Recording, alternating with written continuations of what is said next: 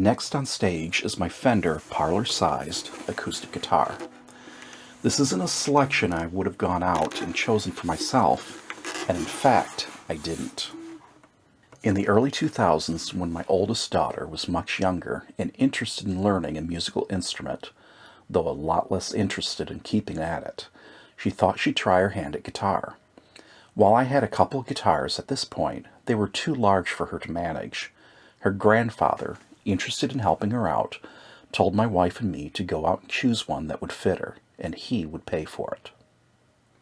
After searching around a little bit, we ended up at Marshall Music in Lansing, Michigan, since they seemed the most likely place for us to find something better fitted to our daughter's stature.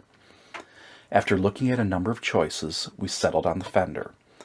It was a decent price at roughly $100 and sturdily built, and was the right fit. We took it home, and our daughter began her career as a stellar guitarist. Well, almost. Truth is, like a few other instruments she tried, she grew bored and moved on. The guitar sat and gathered dust until a few years later, our youngest son said he wanted to learn. I got out the guitar and tuned it up and gave him a few lessons. Truth be told, I wasn't a good teacher and he wasn't the best student. Not really a match made in heaven. Once again, the guitar went nowhere. Not being something I'd pull out and play, having other guitars I'd reach for instead, it again sat for years unused and unloved. It seemed like the fate of our little guitar was sealed. Even when I began recording music to throw out into the world in 2019, it only sat on a shelf in my studio. It was only there because that's where the musical instruments went. Finally, there was a light on the horizon. From the time I started putting together my home studio, I began watching and reading any and all information I could get my hands on about the whole recording process. I eventually came across a couple videos on Nashville or high-string tuning.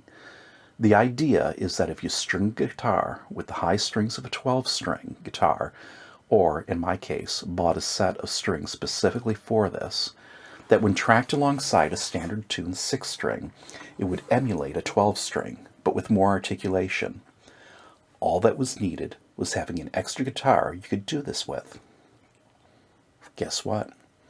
I had an extra guitar that wasn't being used for anything, and I was dying to try this out.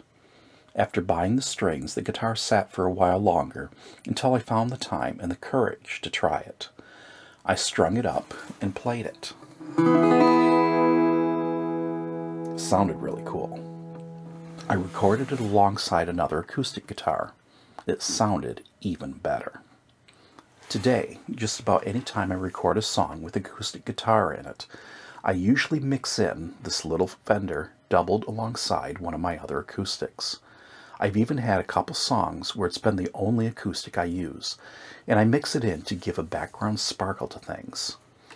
While it's not a pretty guitar, or one I'd grab to just play around with, it has become an integral part of the soundscape of my music.